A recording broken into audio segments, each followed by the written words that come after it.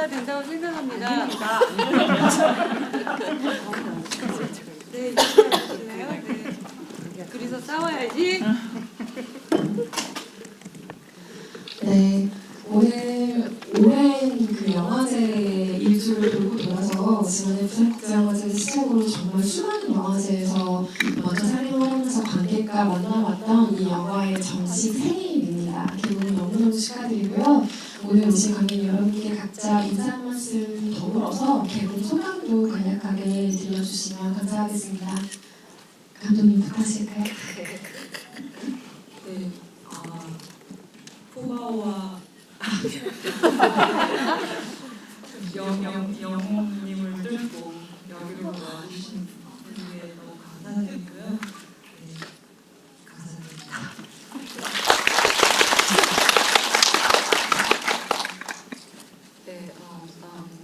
네, 귀한 시간 내주셔서 이 자리에 함께하신 여러분 오늘 좋은 즐거운 추억 하나 만들었으면 좋겠어요. 무대 인사 말고 CCB에서 GV를 하는 건 전 처음인 것 같아요.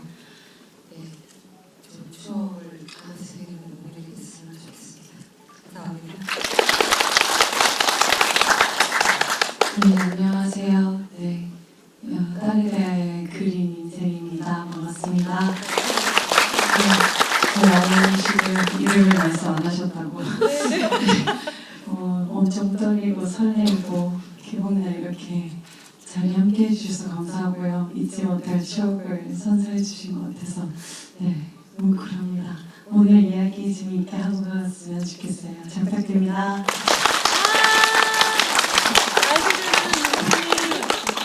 모두 끝인사 같은 분위기로 인사해 주셨지만 지금부터가 본격적인 시작이라는 거. 원작을 읽으신 분들도 계실 테고 아니면 이 영화를 통해서 딸에다라는 작품의 세계관을 처음 만나신 분들도 계실 텐데요. 미르타에서 발간한 젊은 작가 시리즈 중에 김혜진 작가의 동명 소설을 스크린으로 옮긴 작품이고요. 이 시리즈에서는 이전에 82년생 김지영이라든지 그리고 보건기사 아내양 같은 작품이 먼저 스크린과 OTT로 관객을 만난 바 있습니다. 어떤 책을 읽을 때는 이것은 영화가 될 운명을 타고난 작품이구나라는 짐작을 하게 되는데요. 저는 원작 책을 읽을 때 딱 그런 기분으로 책장을 넘기는 독자 중에 한 명이었고 그렇게 스크린이라는 새로운 매체를 거쳐 탄생한 이 영화 경호가 우선 너무너무 반가웠다는 말씀을 드리고 싶습니다. 원작을 읽으셨던 분들이라면 아시겠지만 이 영화의 원작에서는 책에서는 엄마의 긴 톡백으로 서술이 되는 형태를 취하고 있습니다. 그런데 영화는 오늘 보셔서 아시겠지만 원작의 말들에 비해서 엄마의 말이 굉장히 덜어내어졌죠. 이 영화 속 엄마는 어떻게 보면 말이 오히려 없는 사람이라고 설명을 할 수가 있을 것 같은데요. 오히려 모든 상황에 차분한 관찰자라는 인상마저 저는 이 영화의 엄마에게 받았습니다. 그래서 오히려 목소리를 내는 순간을 더 주목하게 된 효과가 있는 것 같고 오민혜 배우님 목소리가 항상 좋다고 생각했는데 이 영화를 통해서 어떻게 이렇게 차분하고 우아한 목소리로서 엄마가 구현됐을까라는 생각을 했어요. 그리고 저는 그 목소리가 주고 있는 인물의 힘자가 굉장히 많다는 생각이 들었습니다. 그 사람의 과거도 조금 더 구체적으로 상상을 하게 되는 것 같고요. 구체적인 연기를 위해서 그 엄마의 특징으로 삼으신 가장 첫걸음이 무엇이었는지 궁금해요. 제가 표현한 것처럼 목소리일 수도 있고 누군가에게 자세일 수도 있고 의상일 수도 있고 여러 가지 방식이 있으니까요. 노인혜 배우님께 질문 드립니다. 질문이 되게 어려워. 목소리 이거는 그냥 제가 갖고 있는 거니까 그렇다 치더라도 글쎄요. 저는 여기에 엄마의 가장 큰 무기는 얼굴에서 나타나는 피로감? 일자로 있는 그 피로감이 아니었을까 그런 생각을 해봅니다. 머리에 색칠 염색을 제때 할 수 없을 정도로 자신을 돌보는 일에는 어찌 보면 손을 좀 놓고 있는 그 엄마의 캐릭터를 우리가 영화가 시작하자마자 바로 집중해서 만날 수가 있는데요.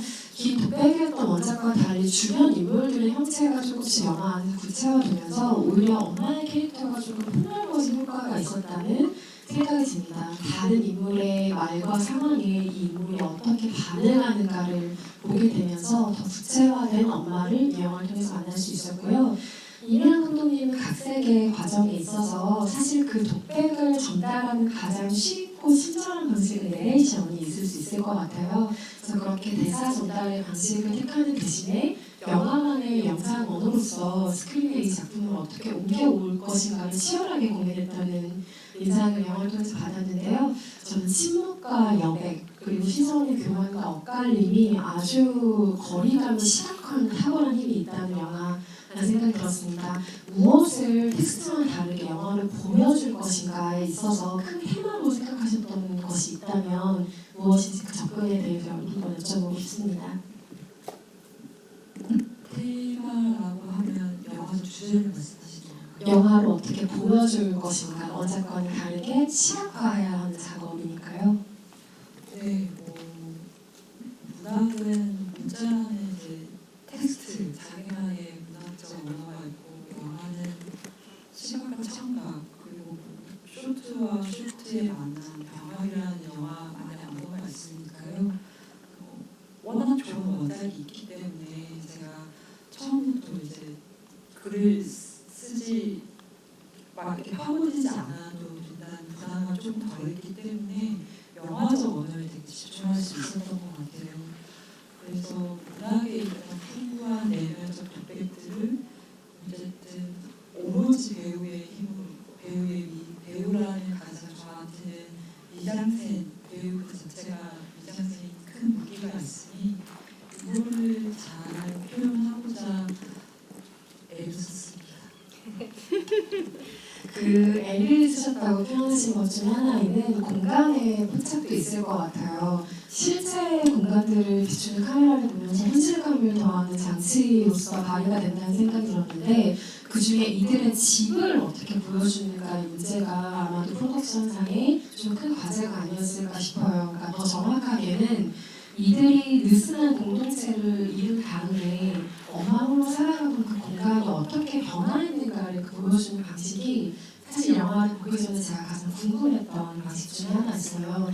딸이 나간 뒤에 대부분의 엄마들이 그렇지 그 방금 참고처럼 엄마가 쓰고 있는 촬영 장면이 등장하는데 그게 점점 사람이 사는 공간처럼 보이고 밥 대신에 수박 별통을 막 퍼먹던 엄마, 물에 급하게 밥을 나가보던 엄마에게 자기도 모르게 생기는 변화들, 자기도 모르게 바뀌는 공기들이 이 그림과 레인의 등장으로서 그리고 후반부는 제기까지 내려오면서 그 변화들이 생기는데요. 그 변화하는 공기들을 카메라에 또 어떻게 담고 싶으셨는지 카메라 감독님과는 그 집의 변화를 보여주는데 어떤 논의들을 고민들을 나누셨는지도 궁금합니다. 관객분들이 되게 직접적으로 느끼셨을 것 같아요. 생체가 변함이 있죠. 엄마의 첫 등장에서는 첫 등장부터 늦은 오후 집으로 언덕백에 올라서 집으로 왔던 밤이고 늦은 밤 TV 불빛만 켜놓고 수박을 먹는 주변이 다 없고 그 사운드조차도 여름밤에 창문이 열어놨을 때 들려오는 오토바이 소리 택배 기사 소리 여러 가지 다양한 좀 조용한 가운데 일상의 앰비언스들을 넣으려고 했고요. 이건 좀 딴 얘기인데 저희 영화가 너무 막자찍걸 하지도 않고 음악도 없다 보니까 여러분들이 팝콘을 못 드시는 거예요. 사놓고 못 드시는 거예요. 얼굴이 작아 보니까요. 이거 너무 영화라는 게 입에 달콤하고 들어가고 음료도 먹고 이래야 되는데 너무 못 드시는 거 보고 제가 뒤에서 아이고 음악을 좀 넣었어야 된다 그런 생각을 하면서 어쨌든 근데 그림과 레인이 들어오면서부터 집에 색이 들어오죠. 사람이 들어온다는 건 온기가 나온다는 거니까요. 온기는 표현할 수 그러니까 추상이니까요. 그걸 어떻게 표현하냐고 했을 때 저는 아까 말씀드렸듯이 쇼트라는 무기가 있으니까 그 쇼트의 색을 채우기 시작한 거죠. 집안의 빛도 아까 제이가 있을 때 K모멘씨 그 빛으로 들어오는 넓은 창 엄마가 있을 때는 그 창이 보이지 않았거든요. 등기로만 있었고 어쨌든 사람의 온기를 색채감으로 많이 표현을 했습니다. 딸의 입장에서 바라보는 엄마의 이야기는 저는 엄마의 입장에서 바라보는 딸의 이야기보다 좀 높은 비중으로 만나게 되는 것 같아요. 출판 시장과 영화 시장에서 그 세대를 향한 고찰, 그러니까 딸 세대가 바라보는 윗세대에 대한 고찰이 조금 더 많은 비중을 차지하는 시장이라는 생각이 드는데 그 사이에서 엄마의 시선으로 경유되는 더 젊은 세대, 자기보다 더 나이 든 세대를 바라보는 딸에 대하여가 굉장히 귀한 존재감을 가진다고 생각합니다. 배우들도 그 차이를 발견했을 것 같은데 중년 배우들이 엄마 역할을 어쩔 수 없이 좀 많이 하게 되듯이 젊은 세대 배우들은 딸 역할을 정말 어쩔 수 없이 많이 하게 되잖아요. 하지만 앞서서 제가 얘기한 이유로 같은 딸의 역할이어도 다른 영화와 굉장히 좀 다른 느낌을 가지면서 접근한 딸 캐릭터가 아니었을까 싶어요. 어떠셨어요?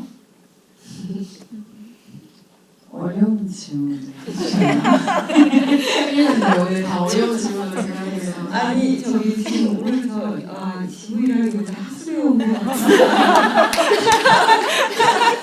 그런 느낌이 드는데 아마도 저희가 영화제를 통하거나 아니면 여러 극장에서 지구이들을 많이 했잖아요. 그런 공통된 질문들이 나오고 그러다 보니까 새로운 질문들을 지금 고민해서 만들어 오신 것 같다는 생각이 들어서 지금 초기대를 노리고 있습니다. 그렇긴 하고 영화에 대한 최대한 많은 장점들을 오늘 이야기하고 싶은 마음에 제가 부샤풀대회라는 얘기까지 들어가면서 지금 그런 자리에 앉아있는데요. 어쨌든 수고하게 해주세요. 네, 저는 뭐 다른 엄마다 다른 딸이다라고 딱히 크게 생각하진 않았었는데 저는 일단 이 장르적인 부분으로 저는 사실 드라마를 많이 하는 탤런트거든요. 근데 이제 그 와중에 엄마와 닮은 또 다른 이해관계 혹은 엄마와 다른 불안, 같은 불안이면서 다른 세상을 바라보면서 서로 이렇게 대립이 되고 이해를 서로 하지 못하는 관계로 살아가는 딸은 처음 해본 것 같아요. 그게 좀 다른 부분이었고 또 엄마의 피로감, 스트레스가 보이는 약간 스트레스가 쌓인 피로감이 있는 모습이었다면 저도 학교에서 땀에 젖은 모습으로 항상 있었거든요. 그러니까 다른 모습으로 피로감이 쌓였지만 서로의 피곤함을, 서로의 애씀을 이해하지 못하는 그 관계가 좀 특별하지 않았나라고 생각합니다. 특정 장면을 촬영할 때 배우가 느꼈던 감흥들에 대해서 구체적으로 물어보고 싶은 게 있는데 저도 아무래도 딸의 입장이다 보니까 이 영화를 볼 때 그린이 정말 피곤하더라고요. 그러니까 저와 같은 딸인데 어떤 면에서 저와 같냐면 자아가 너무 센 딸인 거죠. 그래서 자아를 평생 억누르면서 살았던 엄마가 고깝고 엄마는 왜 저것밖에 못 살았나 은연중에 무시도 하고 그런 내 모습을 너무 막 싫게 바라보게 되는 작품이긴 했는데 거기서 가장 레이와 그린이 그렇게 행동하는 게 뭐냐면 부모가 지어준 이름을 서로 안 부른다는 거예요. 서로를 호명하는 방식이 내가 살고 싶은 자아, 내가 살고 싶은 이름으로 서로를 부르고 있잖아요. 그런데 결정적인 순간에 경제적으로 어려울 때는 부모에게 손을 벌리고 그리고 가장 무서운 순간에는 엄마 이름을 부르면서 어린아이같이 우는 캐릭터란 말이에요. 제가 저한테 가장 보기 싫은 모습을 저는 그린에게 볼 것 같거든요. 제가 싫으셨어요? 그래서 저는 응급실에서 왜냐면 그린 엄마를 그런 순간에 절대 찾을 것 같은 인물이 아니잖아요. 그런데 원작에도 이 장면이 중요하게 등장하는데 엄마 앞에서 엉엉 그렇게 엄마를 부르면서 울어버리는 장면을 찍을 때의 느낌은 다른 장면을 그린 연기했을 때는 또 달랐을 것 같아요. 어떤 느낌들이었는지 혹시 기억나세요? 감독님이 이렇게 리허설 할 때 그냥 편안하게 해주셔가지고 엄마가 그냥 아니니까 울었는데요. 근데 누구나 아는 감정이라고 생각했고 그리고 또 그 문장들 속에 저희가 그 이번에 찬란에서 홍보하면서 이 소설 속 문장을 읽는 그런 게 있었는데 그게 아직 나왔나 안 나왔나 기억이 안 나는데 그 오랜 침묵 속에 엄마 품에 안겨있는 그린의 모습이 이렇게 글로 써 있었고 저희도 그런 상황으로 찍었던 것 같아요. 엄마한테 안기고 나서 그냥 당연하게 이때까지 참았고 누구 앞에서 보여주지 못하는 모습들 언젠가는 뭐 레인과 그린과 둘이 있을 때는 보여줬던 모습일 수 있겠지만 그냥 사람들 앞에서도 무장 해제될 수 있는 건 엄마 분이 아니었을까 그런 식으로 촬영했던 것 같은데 기억이 어떠셨어요, 선생님? 엄마 그 이야기를 들어보겠습니다. 아쉬울 때 엄마를 찾는 자신의 모습을 그렇게 미워하지 않아도 된다고 생각을 해요. 성인이 되면 자신의 삶을 찾아서 독립적으로 나가야죠. 그러다가 인간이니까 결국 이 세상에 엄마의 자궁을 통해서 나오지 않은 사람이 있을까요? 내가 정말 절실하게 누군가를 의지하고 싶을 때 결국은 찾는 곳이 어디 있어요? 저는 엄마라고 보거든요. 전 지금도 저도 나이가 환갑이 나이는 애면 인생이지만 그렇습니다. 그렇지만 노모의 엄마를 바라볼 때도 제가 정말 힘들 때 결국은 그리워하는 사람이 엄마더라고요. 그래서 그 엄마가 갖고 있는 힘, 그거는 모든 인간이 갖고 있는 어떤 그리움의 대상이 될 수도 있고 고해할 수도 있고 그런 것 같아요. 그러니까 미워하지 마세요. 그런 자신은 좋은 이야기를 지금 카운셀링 오시는 것 같은 기분마저 드는데 가족관계 안에 여러 관계가 있잖아요. 아빠와 아들도 있고 아빠와 딸, 엄마와 아들 여러 가지 관계가 있는데 딸과 엄마는 정말 팽팽한 평행선의 세계인 것 같아요. 사랑과 돌봄과 증오와 불만과 노동의 문제가 정말 한 겹만 따로 떼어놓을 수 없게 아주 복잡하게 얽힌 공동체라는 운명 공동체라는 생각이 하나 드는데 제가 딸인지라 이 영화를 보는 마음이 한층 그렇게 깊숙하게 들어갈 수밖에 없었던 것 같아요. 오늘 이 자리에 자리하지는 않으셨지만 하인경 배우가 연기한 레인의 존재에 대해서 감독님께도 질문을 드려보고 싶었는데요. 저는 이 존재가 되게 시원하고 안쓰럽고 재밌어요. 무슨 뜻이냐면 이 두 모녀는 일단 가치관이 합의될 가능성이 전혀 안 보이잖아요.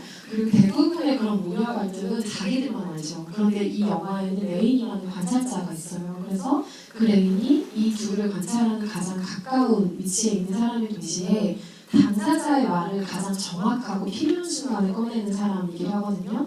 이 이야기 안에서 레인의 몫은 그림과 다르게 어떤 역할들로 만들어주고 싶으셨는지 하인경 배우가 오늘 자리하지 않았기 때문에 감독님께 질문 드려봅니다. 그 레인이 되게 매력적이죠. 앞서 말씀하신 이런 이유들도 되게 매력적이잖아요. 그래서 근데 너무 매력적이어서 이재 배우님이랑 하인경 배우님은 레이고 유니콘 같은 존재라고 이 세상에 없을 것 같은 사람이라고 말씀하셨던 기억이 나는데 이제 그런 뭐랄까 좀 완벽에 가까운 캐릭터여서 저도 약간 고민이 되긴 했거든요. 근데 필요했어요. 왜 필요했냐면 보시다시피 제이, 엄마, 그린 그리고 여타 인물들의 가장 중심축이 되는 인물이 제가 필요했거든요. 중심축이라고 하면은 어쨌든 엄마도 이 모든 저희 영화의 가장 큰 관찰자이지만 이 둘 관계 그리고 엄마가 외부 세계 안에 맺는 관계 그러니까 더 대타자로서 이들을 바라볼 수 있는 관찰자 되게 객관적인 사람이죠. 차가운 사람이죠. 차가운 사람인데 왜 차가울 수 있냐면 거리 조절을 잘하는 사람이라고 생각했어요. 제가 너무 가까우면 뜨거워하고 너무 멀면 정 떨어지고 막 이 양가적 감정 안에서 살아가잖아요. 근데 레이는 이미 그 모든 과정들, 힘든 과정들, 자신의 성소수자로서 이미 많이 단련된 사람이기 때문에 그 거리 조절을 되게 잘하는 사람처럼 저는 느껴졌어요. 그래서 엄마한테 다가가고 싶지만 엄마가 불편해하니까 본인이 조절을 하잖아요.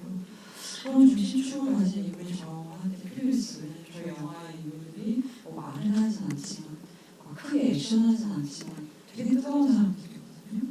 그렇기 때문에 조금 온도를 낮춰줄 때 영화의 어떤 평행축을 잡아줄 수 있는 사람이 필요했고 하인경 배우님 그걸 하니까 너무 따뜻하신 거예요. 너무 멋있죠. 좀 단단한 레인과 헐렁한 그림의 조화가 아주 좋았던 기억이 그 원작에서 사라진 설정 그리고 새롭게 생긴 설정에 대해 싶은데 원작에서는 그 위층에 살고 있는 세대가 살고 있는 가족의 그 남편이 폭력을 저지른 어떤 소리를 듣고 레인과 그린이 아주 강력하게 정황을 하는 장면이 있어요. 그러니까 본인에게 가하는 폭력은 아니지만 그 폭력을 모른 척하지 않고 경찰을 불러서 소송이 일어나는 장면이 있는데 그 장면을 영화에서 빠지게 됐죠. 그리고 마지막 장면, 제니 죽은 다음에 다른 돌봄 노인을 데리고 횡단보도를 건너면서 아마도 그린과 레인의 관계로 보이는 다른 젊은 사람들을 지그시 바라보는 엄마의 장면은 이 영화에서 추가가 된 장면인데요. 원작에서 영화로 옮겨오면서 사라지고 또 추가가 된 대표적인 순간들 중에 하나씩으로 소개드릴 수 있을 것 같습니다. 감독이 생각한 삭제의 필요, 또 추가의 필요에 대해서 그 두 장면 얘기를 좀 들어보고 싶거든요. 이런 것 같습니다. 어쨌든 좋은 원작이 있기 때문에 이 영화를 보고 원작을 보시든 원작을 보고 이 영화를 보시든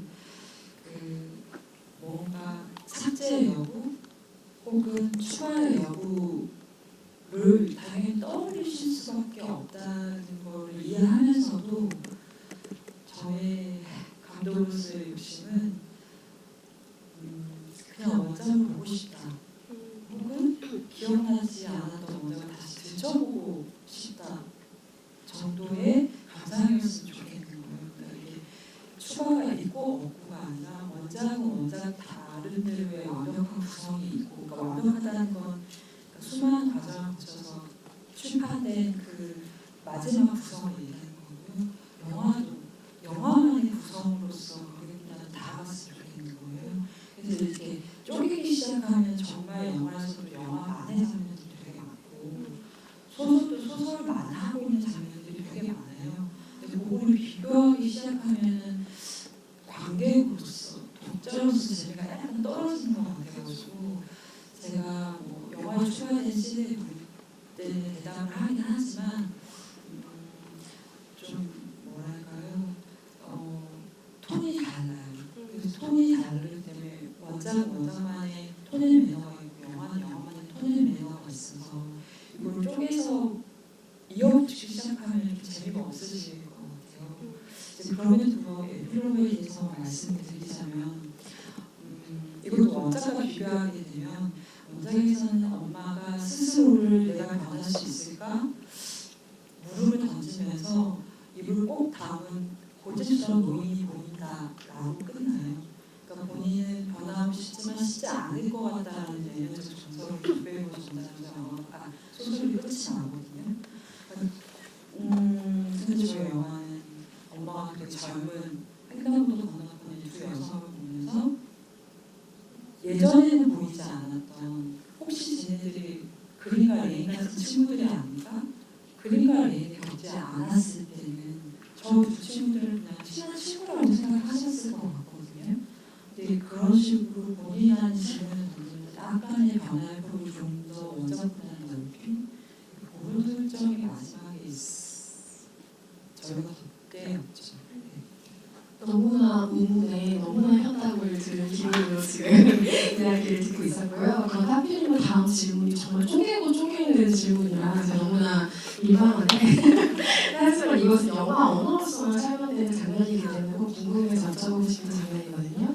엄마가 재단 사무장에게 찾아가잖아요. 찾아가서 후원 명단이라도 좀 달라라는 이야기를 하고 그런 엄마한테 그 사무장이 굉장히 무례한 얘기를 하죠. 혹시 받기로 하신 게 있냐 이런 이야기를 하면서 생판 남이시잖아요 라는 이야기를 해요. 그래서 저는 그 다음 숏이 되게 재밌었던 게 엄마가 국수를 먹거든요.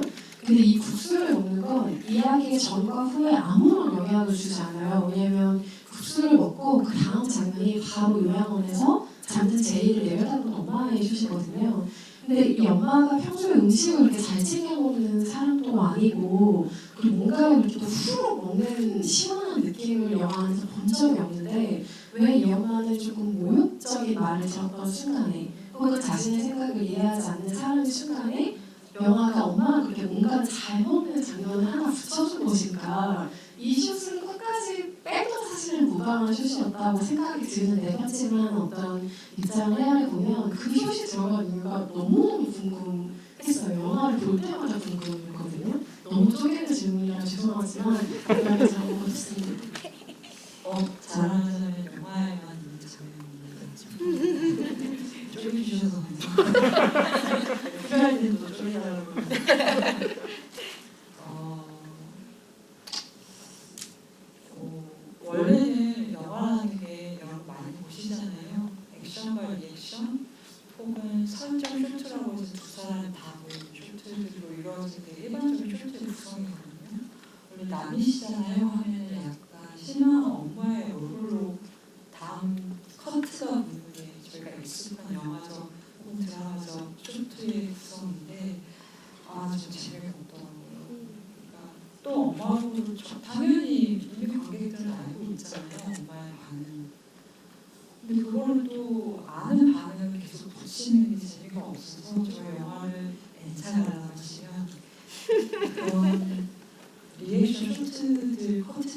감정적으로 많이 빠져 있어요. 그 자리에 다른 게 들어왔어요. 그래서 저희 영화가 제 생각에는 그렇게 호흡이 느리지 않은 것 같거든요. 왜냐하면 그런 되게 공식적인 일반적인 쇼트의 리듬을 제가 깨려고 엄청 애를 썼어요. 깨면서 그 국수 다음에 그 되게 조용한 요양원이 붙었기 때문에 그 국수 쇼트가 힘을 받아야 하는 거거든요.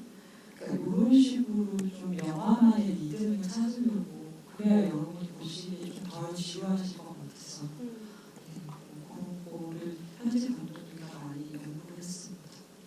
제가 엔사 밸런스이 도움이 되도록 강력한 인사를 지금 수정해드린 셈이에요. 이런 리액션 컷들을 영화에서 많이 발견해 주셨으면 좋겠고요. 옹민혜 배우님이 연기한 엄마의 마음을 따라가는 일은 때로 제가 젊은 세대이기에 아직 엄마가 되지 않은 세대이기에 조금 버겁기도 하고 너무 안쓰럽기도 하고 때로는 이해가 되지 않는 어떤 길이기도 한데요.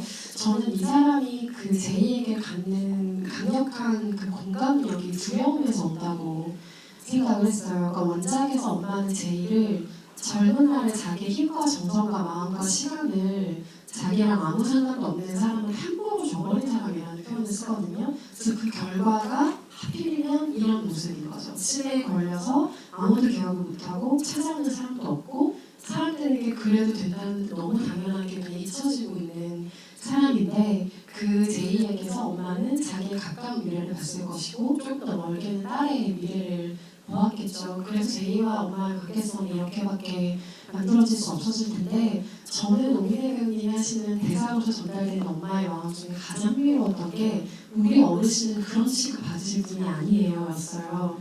그럼 엄마가 생각하는 그런 취급이 따로 있다는 거잖아요. 그래서 어머니를 연기하는 옹민혜 배우는 그 말을 어떻게 이해하고 받아들이셨을까 굉장히 궁금했어요. 왜냐면 그거는 제2의 입장을 대변해주는 말이기도 하면서 자기의 입장을 한변하는 말처럼 들리거든요. 그런 취급이라는 말이 어떻게 생각하셨는지 한번 여쭤보고 싶습니다. 지금 머리가 지금 팽팽팽팽. 그때 촬영하면서 그런 취급 할 사람이 아니다. 근데 우리는 어떻게 인간이 저렇게 행동할 수 있지라는 말들을 종종 쓰기도 하잖아요. 그래서 인간에 대한 더군다나 거기서 그 제이가 나중에는 사람 이런 식의 얘기들을 하는데 제가 지금 말이 어디로 가고 있는지 지금 모르겠는데 오늘 진짜 많은 일정을 소화하고 오셨거든요. 오늘 많은 일정을 소화하고 오셨어요. 주연 배우로서 또 다급한 일정들을.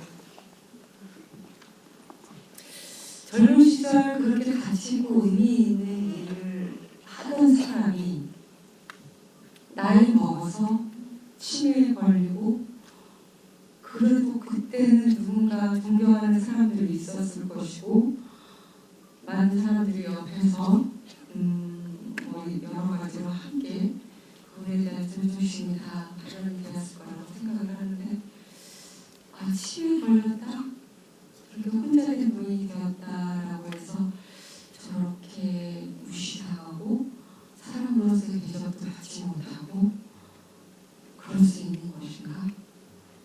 입장을 바꿔서 나 또한 내 삶을 충실히 살아가고 열심히 살았는데 나 또한 늙어서 만약에 치매에 걸린다면 나 또한 저렇게 되겠네 라는 어떤 이 삶에 대한 어떤 인간의 삶에 대한 그런 부분에 대한 고민이 굉장히 컸을 것 같아요. 지금 몸도 너무 고달퍼지고 있고 아침에 다르고 점심 때 다르고 저녁 때 달라지고 이런 컨디션이에요. 그러면 내가 내일 어떻게 될지 모르는 상황에 대한 불안감이 굉장히 커져요. 거기다가 경제적인 능력, 나 이제 내가 늙어서 계속 내가 경제적인 능력을 지탱력을 유지하면서 살아갈 수 있을까? 어떤 것도 나를 지금 안심하고 내 노후의 삶을 이어갈 수 있게 할 만한 게 아무것도 없어요. 그렇다고 해서 이 엄마가 내가 너를 어떻게 키웠는데 또 내 노후를 장만해줘야지 라고 이렇게 뻔뻔한 건 없단 말이에요. 이제는 이 시대는 자식한테 내 노후를 책임져줘라고 얘기할 수 있는 그러다 보니까 정말 의식할 수 없고 홀로 서 있는 나무 같기도 하고 그런 거죠. 그래서 거기에 대한 그 불안감, 두려움, 그것이 굉장히 크게 차지를 했던 것 같아요. 그러려면 고쳐지려면 일단 사람들이 서로를 존중하는 마음 그런 것이 있었으면 좋겠는데 내가 아무리 선심을 써도 어떻게 뭐 하는 거 있나 그렇게 얘기하는 사람들이 주변에서 너무나 많이 영화 속에서 엄마는 누구보다 자신의 삶이자 엄마의 삶에 충실한 삶을 살았던 사람이기 때문에 가질 수 있는 반응들을 보이는 사람이라고 생각해요. 그중에서 엄마라는 자격은 사실 한국 사회에서 너무 무겁죠. 그래서 이 엄마는 딸을 바라보면서 내가 공부를 너무 많이 시켜서 우리 딸이 정상성의 공주에 들어가지 못하는구나 자책감마저 가진 엄마인데 사실 엄마는 한 번도 이름으로 불려지지 않잖아요. 이 영화에서 엄마가 이름을 갖지 못한다는 것도 중요한 설정인데 물론 이력서에서 쳐가듯이 오주희 씨라는 이름이 잠깐 등장하긴 하지만 내 엄마는 이름이 그냥 지워지고 누군가를 낳고 기른 역할로서 자기의 자격을 평가받는 한국 사회를 버티고 살아오는 사람이란 말이죠. 내가 엄마 역할에 그만큼 떳떳하게 충실했기 때문에 가질 수 있는 마음이 이 엄마 캐릭터에게는 있구나라는 생각이 그 장면 앞뒤로 계속해서 들었던 기억이 나고요.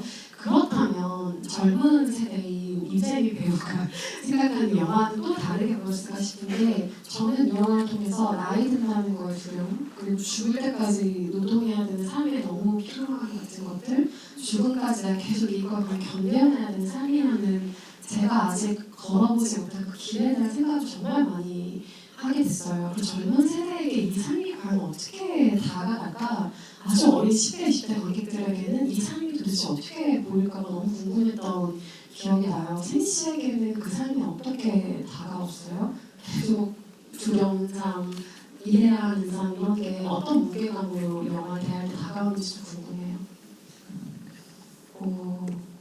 민혜 선배님 엄마가 느끼는 정도의 불안감이나 어떤 피로감까지는 아니었던 것 같아요. 사실적으로 보면 저도 불안한 그러니까 이 배우라는 직업이 불안하고 약간 일용직 같다라는 생각이 계속 드는 저 자신이거든요.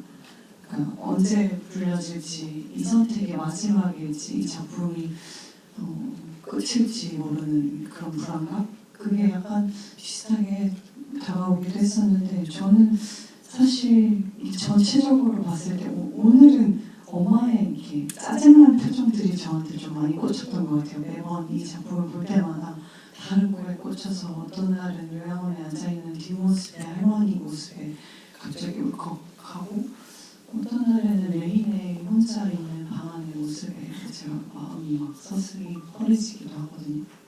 근데 오늘은 그 이력서에 있는 정말 젊은 민혜 선배님의 얼굴이 왜 이렇게 뚜렷하게 보이는지 저 소녀는 저 숙녀는 어떤 꿈을 꾸고 살았을까 그런 생각이 갑자기 문득 들었어요. 그래서 그런 생각이 들면서 저 자신, 그러니까 인간 인생도 그렇고 배우로서 살아가는 삶도 그렇고 비슷하게 불안함이 어떤 농도로 자리 잡고 있는 것 같아요. 그런 생각들을 하면서 과연 우리는 어떤 세대를 마주하게 될까 그런 생각이 되고 그 오늘 칼럼 써주신 거를 마지막에 봤는데 우리가 서로의 과거이고 현재이고 미래이다라는 얘기 하셨죠? 맞아요. 아직 공개는 안 된. 죄송합니다. 그래서 어쨌든 그런 문장이 저한테 자리 잡은 것 같아요. 영화라는 게 매력이 그런 것 같아요. 나의 삶이 아닌 다른 삶의 나의 시간을 좀 포개어 보는 것 그리고 내가 지나갔던 과거뿐 아니라 나에게 다가온 시간을 체험하게 하는 것 당장은 이해되지 않더라도 그 시간 속에 나의 상황을 한번 놓아보는 것 나의 생각을 겹쳐보게 하는 것이 영화가 좋은 서사가 가진 힘이라고 생각하는데 딸의 대화가 그 힘을 충만하게 발휘하는 영화의 덕분인 것이겠죠. 마지막으로 눈동질 하나씩만 드리고 관객석을 마이크로 넘기려고 하는데요. 저는 이 영화가 그럼에도 불구하고 이해해보려는 사람들의 이야기라고 생각해요. 근데 그 전제는 타인은 내가 절대로 이해할 수 없는 존재라는 것을 인정하고 가는 영화인 것 같아요. 그럴 때 우리는 무엇을 할 수 있을까라는 질문에 우리 좀 가까운데, 그러니까 애초에 이 지향점이 명쾌한 봉합이나 깔끔한 이해로 가는 영화일 수는 없는 거죠. 그렇게 갈 수는 없지만 타인을 향한 온전한 이해는 불가능의 영역이지만, 이 갈등과 혐오와 다름이 만연한 이 세상에서 내가 만약 누군가를 이해하고 받아들이고 나아가 사랑하는 일이 과연 가능한가라는 어려운 질문을 우리에게 던지는 작품이라고 생각해요. 그래서 세 분은 이 딸의 대화라는 작품을 거치면서 타인을 이해한다라는 그 생각의 변화가 조금씩 일어났는지 궁금해요. 저는 이해한다는 말을 되게 먹는 것처럼 하는 사람인데, 이 영화를 보고 나서 그렇게 하지 않습니다. 이해한다는 것이 얼마나 어렵고 불가능한 영역인지를 더 깊숙하게 깨닫게 된 변화가 저에게는 있었어요. 그래서 그 이해한다, 타인을 받아들인다는 개념에 대해서 이 영화를 만나기 전과 후에 세 분께 어떤 변화들이 있었는지 여쭤보겠습니다. 세미 씨부터 할까요? 네, 저는 오늘도 보면서 그 이해한다, 내가 존중한다, 혹은 사랑한다라고 표현이 되는 것 같아요. 제 마음에는. 그래서 제가 살아가려고 하는 선택들, 혹은 아니면 이건 지키고 싶어라고 생각하는 것들, 뭐 예를 들면 제가 지키고 싶어하는 자연이나 환경이나 동물이나 인간 외의 것을 더 지키려고 노력하는 편인 것 같거든요. 그게 저로서 시작하는 것 같아요. 그러니까 내가 저런 취급을 받지 않고 싶은 마음, 그냥 아무것도 아닌 존재라고 뭉개지고 버려지고 하는 게 아니라 그냥 언젠가 우리도 그 존재가 될 건데, 그런 생각이 딸의 대화를 마주하고 만난 이후에 더 명확해지고 더 열심히 지켜내고 싶은 마음, 더 이해라는 말이 어렵다면 더 사랑하고 싶은 마음, 그런 게 더 자리 잡고 있는 것 같습니다. 네, 영화를 보면서 저는 제 삶에 대한 그런 공부를 많이 하게 되었거든요. 근데 이 작품하면서는 먼저 그렇게 되려면 누군가를 이해하려면 먼저 남과 내가 서로 다르다는 것, 거기에 대한 이해가 먼저 선행돼야 된다고 생각을 해요. 근데 저한테 적용된 부분은 뭐냐면, 저는 애지간하면 인간관계 좋아요. 좋은데 딱 한 사람이 안 좋았어요. 누구냐? 엄마였어요. 정말 엄마하고 너무 관계가 안 좋았었거든요. 그런데 이 작품이 인연이 되어서인지 모르겠지만, 저도 레이처럼 그렇게 엄마한테 다가가듯이 조금씩 다가가는 노력을 했었고, 그러면서 엄마한테 앞으로 우리는 그 전에는 좋은 추억을 만든 적이 없다. 우리는 좋은 추억이 저장되어 있지 않은 거. 물론 엄마한테 이런 언어로 표현은 아니죠. 이제부터는 우리 좋은 추억을 엄마와 많이 만들어보자, 이렇게 얘기를 했었어요. 그렇게 얘기하고 시도를 했고, 갈등이 없었을까요? 있었죠. 그런데 회피하지 않았어요. 그전에는 회피했거든요. 내가 또 싫어하는, 내가 또 강요가 또 시작되고 있어, 뭐 이제 이런 것들. 그러면 싸우기 싫으니까 제가 그냥 회피해버리고 도망가버리는 식으로, 그런 식으로 대처를 했었는데, 이번에는 제가 그러지 않고 갈등이 있어도 조금씩 엄마한테 다가가면서 딸이 원하는 것이 무엇인지에 대한 대화를 조금씩 하기 시작했던 거죠. 그리고 지금 관계가 굉장히 좋아졌어요.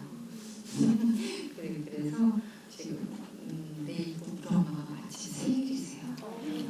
또 엄마 오시고, 또 엄마에게 요즘 계속 파일럿이라는 영화를 엄마 오시라고 불러드리고, 그랬더니 엄마가 다리가 많이 불편하시거든요. 그래서 나다니지를 않으시라고 하는데, 힘겹게 이제 파일럿 모시고 보시더니 기분이 좋으셨나 봐요. 그래, 앞으로는 네가 나오는 영화는 꼭 보도록 하자, 불러다오, 이렇게 말씀하셔서, 내일 엄마 생일이니까 그럼 엄마 내일도 가요, 마시라니. 그래서 거기에 대한 준비해놓고 내일 기다리고 있답니다.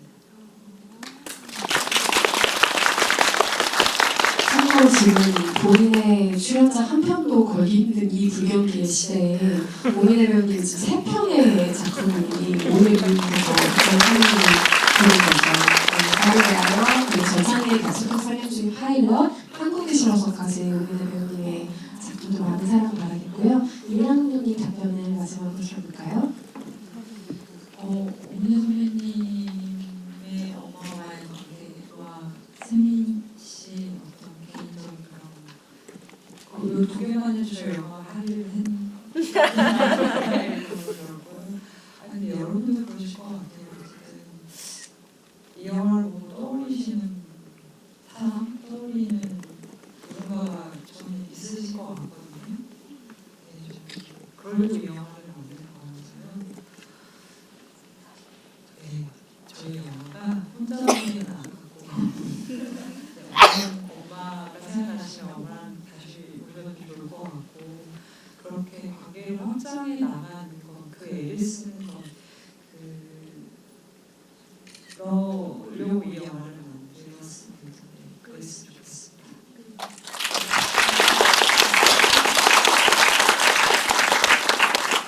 제가 앞서서 너무 화술대 같은 분위기를 만들어가지고 너무 마음이 무거운데요. 관객석으로 마이크를 넘겼을 때는 사소하고 가벼운 질문도 얼마든지 질문이 세 분께 궁금하셨던 점이 있으면 손을 들어주세요. 마이크를 전달해드리겠습니다.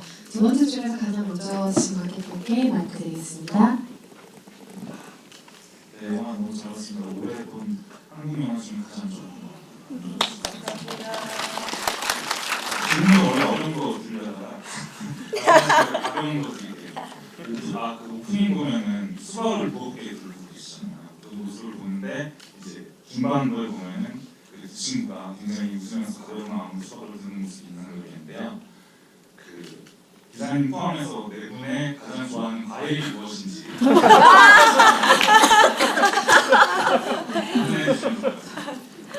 저는 그 왜 하필 수박을 들고 오냐 뭐 이런 식의 질문인 줄 알았는데 돌고 돌아 허를 찌른 이 한국이 어떤 걸 좋아하세요?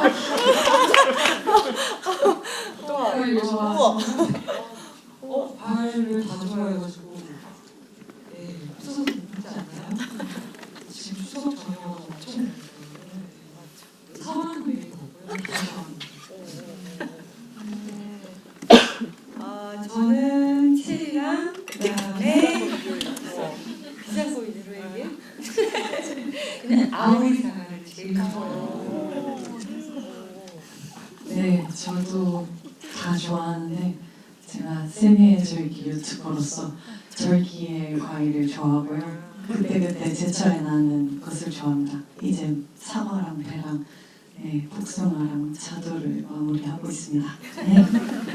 네, 저는 딸기 좋아합니다. 다음 질문 가겠습니다. 질문 있으신 관객분 손 들어주세요. 질문 있으신 관객분 어디 계신가요? 네, 바로 옆에 계신 관객분이시네요. 영화 너무 잘 봤습니다. 일단 제가 질문하고 싶은 게 딱 하나 있었는데 그 중간중간에 위층집 애기들이랑 놀아주는 장면이 나오는데 그것도 엄마가 마주치거나 보고 있었던 장면으로 기억에 남는데 혹시 그 장면에도 의미가 따로 있으신지 그 아이들의 의미를 아이들과 마주친 어떻게 느끼셨어요? 뭐가 이렇게 끼셔가지고 하신 것 같아서 제가 조금만 다쳐야 될 것 같아요. 저는 엄마가 혹시 그들의 그 엄마가 원하는 그들의 미래의 모습을 믿지 않았을까라고 보면서 생각이 들었어요.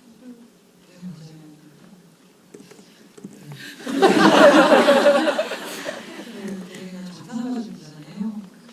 딸 하나, 아들 하나 이렇게 사이좋은 원래 원작에서는 아까 민선 부모님 말씀하셨지만 폭력 남편도 나와요. 폭력 가정폭력 휘두르는데 뭐 그런 지점을 제가 좀 과감하게 많이 갖고 왔는데 왜냐하면 엄마는 그린가 레인이 그런 지금 영화에서 보이는 안락한 되게 정상가족의 공간에서 벗어나 있기 때문에 그것의 대비 효과를 좀 확실히 빨리 주고 싶어가지고 그 아이까지 이제 등장시켜서 화목한 가정 또 대비를 줘야 생각했습니다.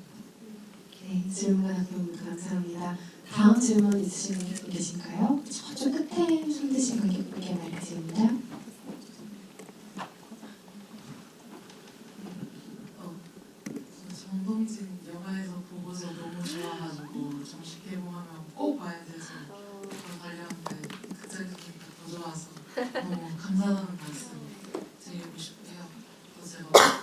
보면서 막 질문할 것에 그 생각하는데 궁금한 게 너무 많아가지고 두 개만 빨리 하면은 저 아까 말씀 주셨던 그런 취급을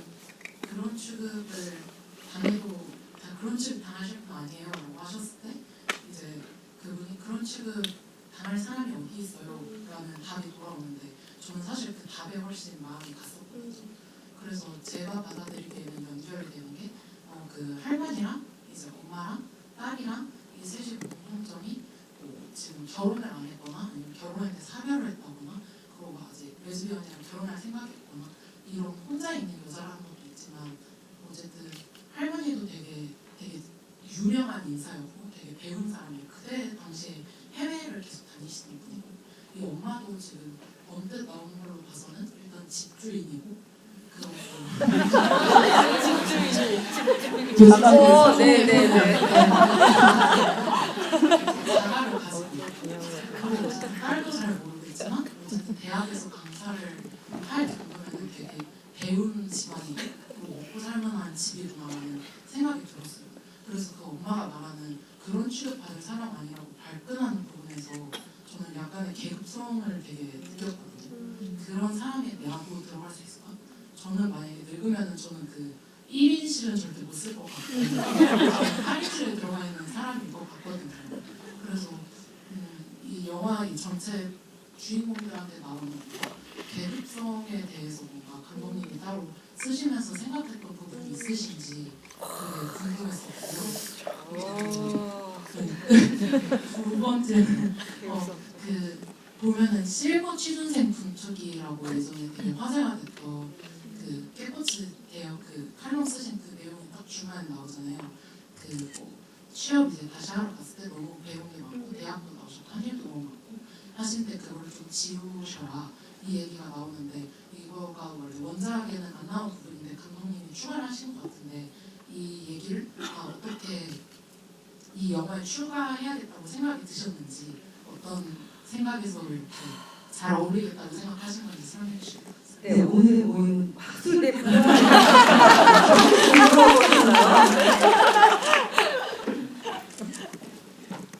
제가 신호도 발제자였습니다. 저 페이퍼를 제출하면 안 될까요? 계급성 이런 거 같아서 저희 영화 속 엄마가 되게 좋거든요. 왜 좋냐면 되게 모순적인 사람이에요. 그 모순적인 모습이 저는 너무 좋아요. 되게 배우고 밖에 나가면 우아하게 막 여사님 하지만 내 딸이니까 안 되고 내가 모시던 어르신이니까 안 되고 그런 모순성이 너무 재밌는 거예요. 그래서 확장하자면 본인 안에 아주 깊은 곳에는 나도 다른 사람일 수 있고 내 딸은 그래서 더 달라야 되고 그래서 나는 이 어르신을 모실 수 있다는 계급의식까지는 아니지만 본인의 자아가 되게 큰 사람인 거죠. 근데 생각해보면 너는 내 딸인가에서 주어가 너는이 아니라 내 딸인 거잖아요. 전 그것도 되게 웃긴 거예요. 그러니까 정말 그 말의 방향이 딸인지 자기인지 너무 자아가 큰 사람이라 그런 모순적인 모습을 보이는 게 그게 저희 영화 같기도 하고 우리가 흔히 보았던 중년 여성들이기도 하고 근데 그 자부심 없으면 또 못 견디거든요. 저희 어머니들이 그 자부심 때문에 그런 노동에 힘든 노력을 할 수 있는 거라고 생각을 하기 때문에 두 번째 질문 계급성 얘기하신 다음에 그런 사람 취급에 대해서 다시 좀 얘기하셨어요. 그런 취급. 그게 두 번째 질문이었나요? 네, 첫 번째가 계급성에 대한 취급. 그리고 두 번째는 배운 사람에 대한 아니었어요. 네. 그게 저도 이제 이 영화를 찍으면서 나를 공부나 취재를 많이 했는데 진짜 엄마가 배운 사람이 나오잖아요. 그래서 내 딸을 많이 교육을 시켰고 근데 뭐 딸도 교육을 많이 시켰지만 뭐 비정규직이고 그래서 부당한 대우를 받고 있는 것에 대해서 내 딸은 교수가 아니라 강사라고 직접적으로 딱 찝을 만큼 되게 뭐랄까 많이 배우고 섬세한 사람인데 그런데 일을 하려고 하면 지금 할 수 있는 일은 많지 않은 거예요. 왜냐면 가진 게 자신의 자가가 있지만 자가는 현금이 아니잖아요. 현금을 유통해야 생활이 가능해요. 현금을 유통하기 위해서는 어쨌든 노동을 지속해야 되는데 지금 할 수 있는 일이란 그 노동밖에 없는 거예요. 왜냐면 얼마나 기술이 있겠어요. 무언가를 할 수 있는 자본이 있겠어요. 오로지 자신과 자기 목동아리 하나고 지금 할 수 있는 건 배우지 않고 그 돌보는 노동인데 그래서 그 일을 하는데 그 일을 하는 사람들은 말이 많으면 안 된다고 생각을 하는 거죠. 왜냐하면 윗사람들이 보기 불편하니까요. 그러니까 너무 많이 배우면 말이 많고 까칠하고 뭔가 되게 자의식이 강할 것 같으니 아예 그 위험을 다 지우고 못 배운 사람으로 취업하게끔 유도하는 게 그 인력 센터에서의 그 관리자의 말이었던 거죠. 그것도 저는 사회의 면면, 되게 보수적인 면면이라고 생각해서 재밌는 장면이라고 생각하고 들었습니다. 네, 질문과 답변 모두 감사합니다. 또 다른 질문 있으신 분 계신가요? 네. 이쪽 두 번째 줄 가운데 계신 분께 말씀 부탁드립니다.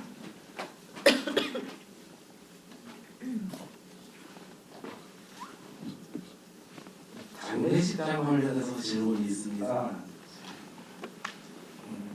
인생이 배우님께서는 올블랙으로 나오시는데 하영은 배우님께서 하정찬님으로 나오시거든요.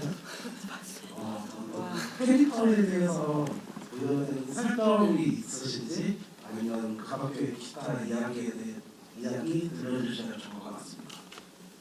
세부님 아시잖아요. 네? 네, 감독님 말씀하실 건데요. 저는 거의 뭐 TMI로 보면 저는 거의 감독님 옷을 입었고 저희 레이는 거의 저희 패션쇼 하듯이 많은 화려한 옷을 그 중에 너무 다 잘 어울렸는데 힙스럽고 멋스러운 힙쟁이 옷을 골라 입었었습니다. 네. 그 장례식 바지 때문에 의견이 되게 분분했어요. 좋은데. 저희 연출팀은 절대 안 된다. 내일은 그렇게 버르장머리 아니 말을 그렇게 컴프로즈 다 하지만 그렇게 얘기하지는 않았다. 근데 그분이 왜 자꾸 그걸 입히려고 하냐. 저의 이유는 레인이 나름 멋쟁이잖아요. 옷을 잘 입는 설정이고 자기만의 스타일이 있는 친구라서 예의는 지키되 정체성을 잃지 않는다가 하윤경 배우님의 말입니다. 근데 저는 이제 그게 저의 의도였던 거죠. 그래서 하윤경 배우님도 입을 수 있죠 하고 이제 받아주셨거든요. 근데 저도 요새 좀 볼 때마다 너무 갔나? 저건 좀 오반가라는 생각을 하면서도 재밌는 것 같아요. 못 보신 분들은 역시 N차 관련해서 장례식장면 확인해 주시면 좋을 것 같고요. 한두 분 정도 질문 다 받을 수 있을 것 같은데 질문 있으신 분 계신가요? 네. 세 번째 줄 관객분께 마이크 전달드립니다. 영화 인상적으로 잘 봤습니다.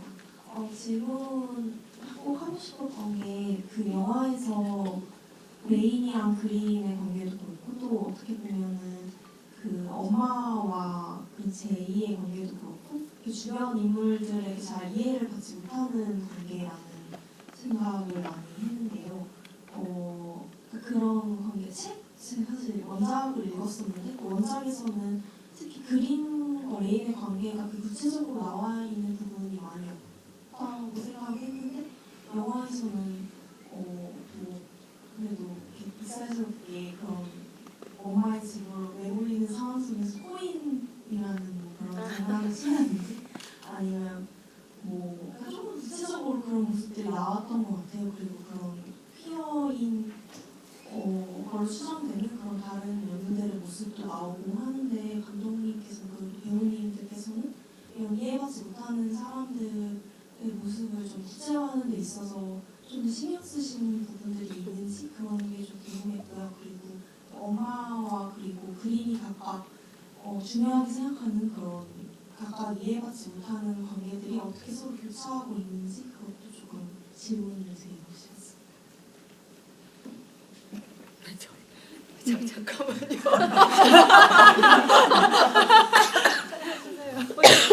딴 생각하고 있었어요.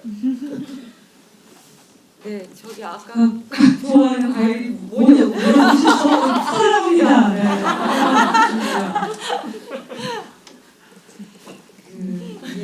이해하는 말이 진짜 어렵죠. 그래서 이해하거나 포기하거나 두 사이를 왔다 갔다 하는 게 정말 마음인 것 같아요. 근데 이 영화를 보시면 저는 엄마가 왜 저런지 좀 이해가시잖아요. 이해간다는 게 마지막에 고백하잖아요. 처음으로 자신의 손해를 꺼내는 게 내 딸이 나나 어르신처럼 혼자 될까 두려웠다고 하잖아요. 그 말이 좀 되게 좋다고 느꼈던 게 어르신한테 그렇게 했던 게 정말 순수한 이타심이야 라고 보면 아니죠. 그 가까운 자신의 미래가 제일처럼 될까 두려웠던 거여서 더 그렇게 극진히 보셨던 거잖아요. 그리고 그림 같은 경우도 정말 동료, 해고, 교사를 위해서 그렇게 투자를 하는 거냐? 아니죠. 자기도 무서워하고 그게 자기 일이 될 수 있기 때문에 그게 발벗고 나서는 거잖아요. 레이도 그냥 정말 자기 욕심 때문에 엄마 집에 들어와서 그 민폐를 끝이 된 거잖아요. 저는 이게 되게 이기적인 이타심이라고 생각했어요. 그 이해심이라는 게 방향성을 밖으로만 던지면 좀 너무 어렵더라고요. 어디서부터 시작해야 될지 모르겠더라고요. 그래서 그 방향성을 나한테 찾으면 나한테 찾아서 되돌려주면 좀 그나마 포기하지 않게 되더라고요.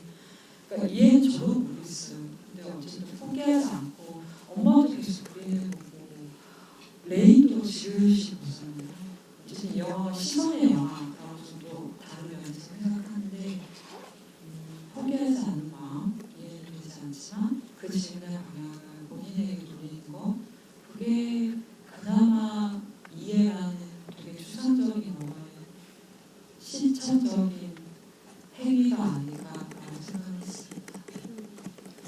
추가된 어떤 일상적인 장면들에 대해서도 이사람들에게도 매번 갈등하고 매번 두려워하는 순간만 있는 건 아니잖아요. 같이 모습을 먹는 순간도 있고 자연스럽게 이 세대의 고민을 나누는 순간도 있고 연인으로서의 대화를 할 때도 있고 그런 순간들에 대한 아주 사소하지만 중요한 묘사들이라고 생각했던 기억이 있습니다.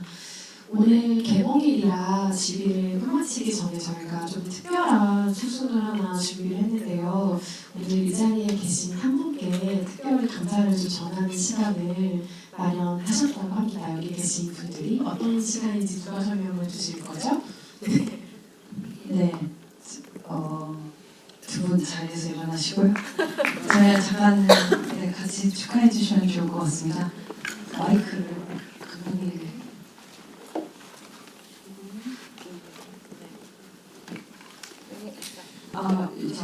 저희가 오늘 왜 이런 자리를 공식적으로 갖게 됐냐면요.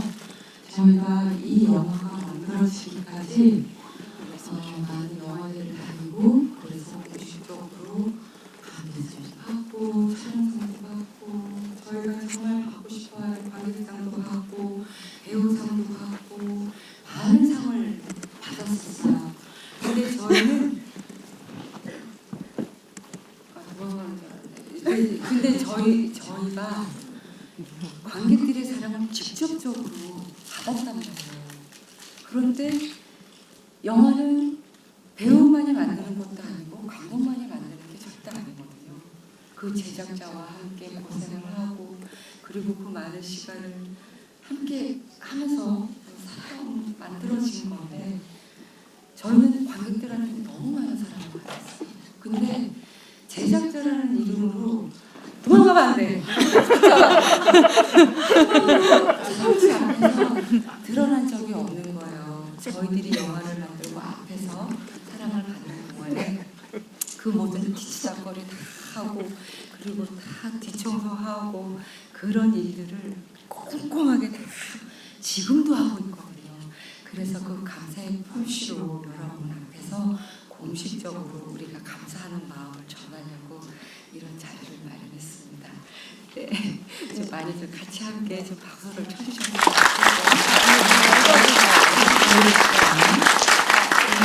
저희 감성소리를 만들었는데요. 이건 미랑 감독님이 직접 글을 작성해 주셨습니다. 네, 읽겠습니다. 시상에는 네. 고민혜 선배님이 봐주시고 읽는 거는 이미랑 감독님이 읽어주시겠습니다. 네, 따뜻하여 이 영화의 시작은 재정주 프로듀서였습니다. 영화의 첫 번째 관객 역시 재정주 프로듀서였고 가장 마지막에 극장에 나서는 역시 재정주 프로듀서라는 것을 압니다. 그리하여 이 영화는 당신입니다. 그 사실이 자랑스럽습니다. 따뜻하여 팀 트리.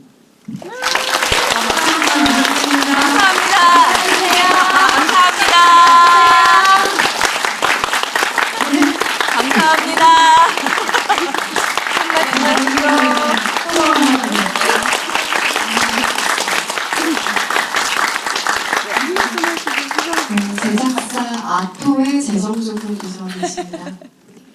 아니 아까 맨 앞에 앉아서 사진 열심히 찍으라고 해가지고 제가 오늘 사진 찍는 역할로 앞에 앉았는데 이런 계획을 하신지 몰랐네요. 어떻게 이러실 수가 있죠? 감사합니다. 감사합니다. 네,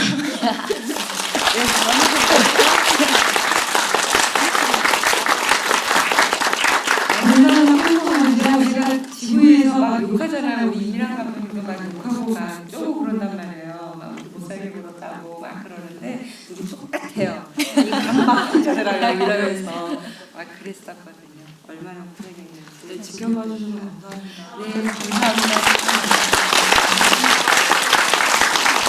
손 자리를 다시 돌아주시고 저희 마무리를 해야 되니까 현장에서 얼마나 많은 스태프들이 수고하면서 영화라는 표현을 하게 되어가는지 알기 때문에 그리고 그 얼굴이 되는 사람들의 책임이라는 것도 분명히 그 무게감이 남다르지만 그 뒤를 바치고 있는 한국 영화 짓는 스태프들의 노고를 같이 나누는 영화가 너무 귀하게 느껴지고요. 영화를 만드는 많은 사람들의 마음을 영화를 보시면서 한 번쯤은 생각해 주셨으면 좋겠습니다. 오늘 와주신 관객 여러분께 큰 인사 한 말씀씩 해주시고 자리를 마무리할까 하는데요. 크림 씨부터 할까요? 네, 이렇게 평일날 피곤하실 텐데 끝까지 함께 해주셔서 너무 감사하고요.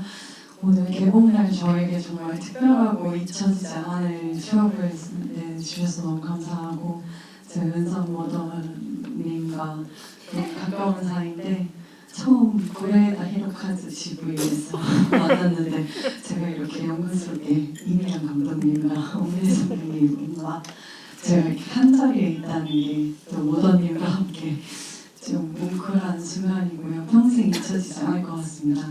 오늘 저희 영화 봐주셔서 너무 감사하고 엔차 관람 해주신 저의 이웃분들 그리고 처음 보는 관객분들 많은 분들 정말 사랑하고 복 받으실 거예요. 잘 부탁드립니다.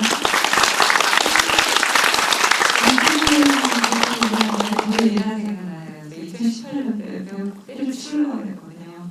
그러다가 내가 제일 잘하는 거, 좋아하는 게 뭐지? 라고 생각했을 때 그건 제가 영화 찍는 일이었어요. 그래서 그런데 난 알바로만 생각했지 내가 이렇게 좋아하는 걸 주인식을 갖고 능동적으로 움직인 적이 있었다고 생각했더니 아니었어요. 그래서 그렇다는 3년만 정말 3년만 내가 최선을 다해서 한번 다해보자고 했는데 그 결과가 그 결심이 지금 왜 저를 만들었던 거예요. 이렇게 주인공이 돼서 여러분의 사랑을 받으면서 내 개몽을 하게 된다는 것 자체가 얼마나 감사하고 가슴 뿌듯한 일인지 모르겠습니다. 그건 저 혼자만의 노력으로 된 건 절대 아니라고 생각합니다. 모든 사람들과 함께한 여러분들의 관심과 사랑 이런 것들이 다 모여서 된 일이라고 생각하고요. 그리고 앞으로는 저도 그 늙음에 대한 두려움이 굉장히 커요. 근데 요즘 제가 하고 있는 생각은 어떻게 하면 이 늙음을 보다 지혜롭게 넘길 수 있을까? 그러면 늙음의 두려움을 생각하지 말자. 사랑이라는 걸 생각하자.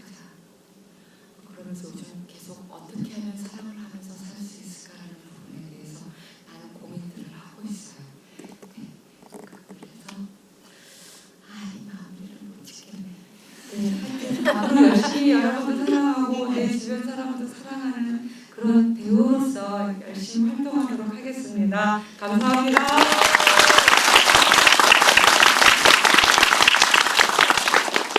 네, 저희가 오늘 첫날 영화를 이렇게 들떠가지고 사전 얘기를 많이 하는데 아마 좋은 영화는 개인의 이야기를 꺼내게 만든다고 저는 믿어요. 여러분이 분명히 저희 영화한테 하고 싶으신 말씀이 있을 거라고 생각을 합니다. 그 얘기를 듣고 싶어요. 네, 어디서 어딘지라도 이 영화에 대해서 느끼신 말을 좀 나눠주시면 좋겠습니다. 너무 알고 싶어요. 네. 오늘 감사합니다. 감사합니다. 지금 딸의 대화를 것이 진짜 탁월한 영화라 생각이 드는데 여기 자리는 사실 과로인 것 같아요. 그러니까 딸 대신 채워줄 수 있는 정말 수많은 단어들이 있고 이 영화가 단순히 퀴어의 문제가 아니라 퀴어, 비정규직, 돌봄과 노동의 문제, 노약자와 사회적 그늘에 가려질 수밖에 없던 많은 사람들의 이야기를 호명하듯이 모든 세대와 너와 나를 떠나서 모든 사람들의 이야기로 퍼져가는 좋은 확장성을 가진 제목이자 이야기라고 생각합니다. 아까 세미 씨가 스포일러를 했는데 제가 오늘 딸에 대하여 원고를 쓰면서 마지막으로 썼던 문장은 사회적 관계 안에서 살아가는 우리는 모두 서로의 과거이자 현재고 다가올 미래다라는 표현이었어요. 모두 연결되어 있는 그 감각을 잊지 않는 하루하루가 되었으면 하고요. 주변에 딸에 대하여 좋은 입소문도 많이 부탁드리고 오늘 이야기 들으시면서 놓치신 애착하는 포인트들도 생각 중에 챙기셨으면 좋겠습니다. 저희 오늘 마무리하기 전에 단체 사진을 한 컷 찍을 거고요. 그리고 퇴장하실 때는 엽서를 한 잔씩 증정해드리기 때문에 게스트분들이 퇴장하시는 출구 반대편으로 퇴장을 부탁드리겠습니다. 사진을 찍고 마무리하겠습니다. 오늘 감사합니다.